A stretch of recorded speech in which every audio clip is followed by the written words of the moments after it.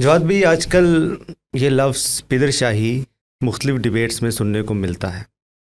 ایک نیا لفظ ہے اور اس کا جو مطلب بتایا جاتا ہے وہ یہ ہے کہ ایک ایسا نظام، ایک ایسا گھر کہہ لیں جس میں باپ کی حکمرانی ہے۔ یہ حکمرانی ایک طرف اس کی بیوی پر بھی ہے، اس کا دوسرا پہلو یہ ہے کہ یہ حکمرانی بچوں کے اوپر بھی آپ کو ہوتی نظر آتی ہے۔ تو سب سے پہلے میں یہ جاننا چاہوں گا کہ ایک روایتی یا مذہبی ذہن کیا اسی ماڈل کو لے کر چلتا ہے کہ مرد کی، یا جیسے آپ رشتوں کی بات کرتے ہیں کہ باپ کی حکمرانی گھر میں ہونی چاہیے، کیا ایسا ہی ہے؟ دیکھیں، پھر وہیں سے شروع کرتے ہیں کہ پہلے ہم اس کو سمجھیں کہ اصل میں جب گھر کا نظام بن گیا ہے، اس نظام کو چلانے کا کوئی نہ کوئی طریقہ تو اختیار کرنا پڑے گا۔ ابھی تک پوری مغربی دنیا نے جو بہت ترقی کر چکی ہے، انہوں نے بہت سے ماڈلز ٹرائی کیے ہوں گے، لیکن کیا کوئی ایسا ماڈل بنانے میں کامیاب ہوئے ہیں جہاں کوئی ہائرارکی نہ ہو؟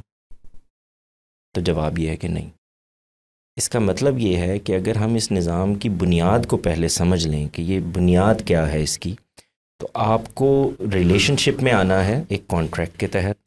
اب اس کانٹریکٹ میں آ جانے کے بعد کچھ ضرورتیں ہیں، کچھ معاملات ہیں، کچھ مسائل ہیں، بچے ہونے ہیں، اور اس کے بعد آپ نے ان کو پروان چڑھانا ہے اور اپنا گھر چلانا ہے۔ اس کے اندر بہرحال کوئی نہ کوئی ہائرارکی تو ہوگی۔ اس کے بغیر جو ایک مشکل فیصلے ہیں وہ شاید کیے ہی نہ جا سکیں۔ لیکن جیسے عام طور سے جو ہم نظام بناتے ہیں، یہ جو نظام بھی ہم دیکھتے ہیں ہمارے دفتروں میں اور جگہوں پہ، سرکاری محکموں میں، اس کے اندر بھی جو اچھا آفیسر مانا جاتا ہے وہ ہوتا ہے کہ جو اپنے سبارڈینیٹس کو، کولیگس کو ساتھ لے کر چلتا ہے، ان سے مشورہ کرتا ہے، ان کی بات سنتا ہے، ان کی رائے کو اہمیت دیتا ہے، ان سے بات کر کے چیزوں کو آگے بڑھاتا ہے۔ تو یہ تو انسان پر ہے کہ وہ خود کو ملے ہوئے کسی اختیار کو کیسے استعمال کر رہا ہے۔ جب میں ہائرارکی کی بات کرتا ہوں تو اس کو سمجھنے کی ضرورت ہے کہ یہ ضرورت کیوں پڑے گی۔ ایگزیکٹلی، یعنی یہ ضرورت اس لیے پڑے گی کہ آپ جتنا چاہے اور چیزوں کو مشورے سے چلانے کی کوشش کریں، بات کریں، ڈسکشن کریں، بہت لمبی لمبی گفتگویں بھی کر لیں، لیکن الٹیمیٹلی اگر کوئی پرابلم آخری درجے میں پہنچ گیا ہے تو کسی ایک کو تو فیصلہ لینا ہے۔ اس کے بغیر چل نہیں سکتا، کوئی بھی نظام نہیں چل سکتا۔ مثال کے طور پر یہ کہ آپ کا بچہ گر گیا، تو یہاں پر اب یہ پرابلم نہیں ہے کہ فیصلہ کس نے لینا ہے، بلکہ کوئک لینا ہے، یعنی آپ کو ود ان سیکنڈز کوئی فیصلہ کرنا ہے۔ تو اس وقت کیا ہوگا؟ ماں گھر پر ہے تو ماں فیصلہ لے رہی ہوگی، باپ گھر پر ہے تو باپ فیصلہ لے رہا ہوگا، اور دونوں گھر پر ہیں۔ اور آپ ذرا تھوڑی دیر کے لیے امیجن کیجئے کہ آپ کا بچہ نیچے گرا ہوا پڑا ہے اور آپ ابھی اس پر گفتگو کر رہے ہیں کہ ہاسپٹل جانا ہے، نہیں جانا، یا کس میں جانا ہے، تو نہیں چل سکے گا نا نظام۔ اس کا مطلب یہ ہے کہ اب کسی کو تو فیصلہ کرنا۔ آپ کا بچہ ایک خاص عمر کو پہنچ گیا، اس کو اسکول جانا ہے، اور فرض کیجئے کہ گفتگو بھی ہو گئی، سب کچھ ہو گیا، اب ایک اختلاف ہے۔ اس اختلاف کو کسی ایک نے تو سالو کرنا ہے۔ میں کئی آپشنز ہو سکتی ہیں۔ مثال کے طور پر آپ یہ سمجھتے ہیں کہ میرے بچے کو کسی اچھے اسکول میں پڑھنا چاہیے، اور باپ یہ کہتا ہے کہ بھائی میں اس کو افورڈ ہی نہیں کر سکتا۔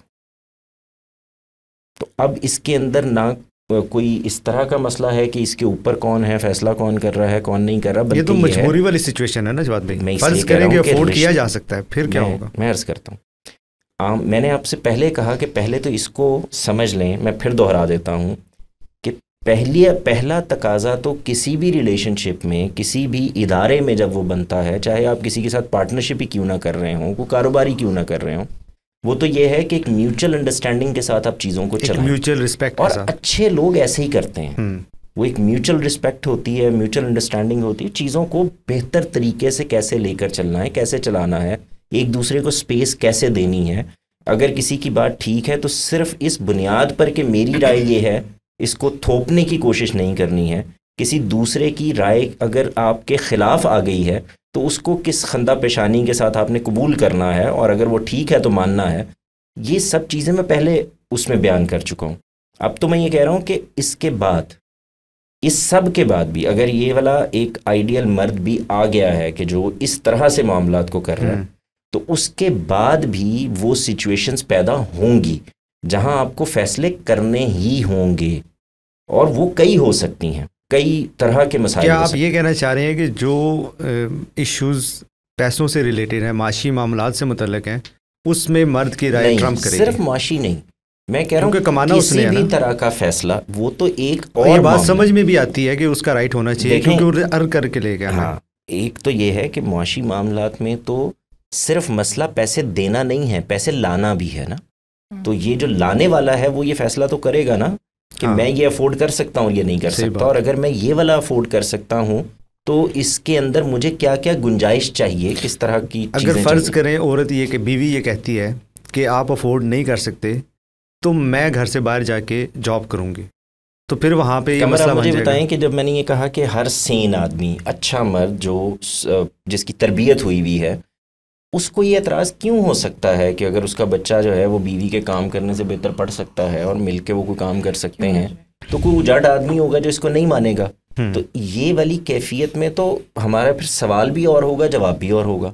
میں تو یہ کہہ رہا ہوں کہ ایک میوچل انڈرسٹینڈنگ کے ساتھ جب آپ چیزوں کو چلا رہے ہیں، آپ کے ہاں رسپیکٹ موجود ہے، تو اس کے اندر بھی اختلاف کی جگہیں آ جائیں گی. اختلاف اس معنی میں نہیں کہ اختلاف ہو گیا ہے، مطلب یہ کہ اب دو آراء مختلف ہو گئی ہیں، تو اس کے اندر بھی کسی فیصلے پر تو پہنچنا ہے. کوئی فیصلہ آپ کو کرنا ہوگا، آپ اس کے اندر ہو سکتا ہے کہ ایک آدمی کی بات بعد میں ٹھیک نکل آئے جو اس کے خلاف کھڑا تھا، لیکن اس وقت میں اس اسپیسیفک ٹائم پہ آپ کو فیصلہ کرنا. تو اس موقع پہ ہماری روایت اور مذہب مرد کو ہی یہ اتھارٹی دے رہا ہے کہ تم نے فیصلہ کرنا ہے. تو یہ پیٹریارکی کیسے نہیں ہے؟ کیونکہ پیٹریارکی میں بھی باپ ہی فیصلہ کر رہا ہے، ٹھیک یا غلط، اس کی اتھارٹی مانی جا رہی ہے کہ فیصلہ اس کا چلے گا.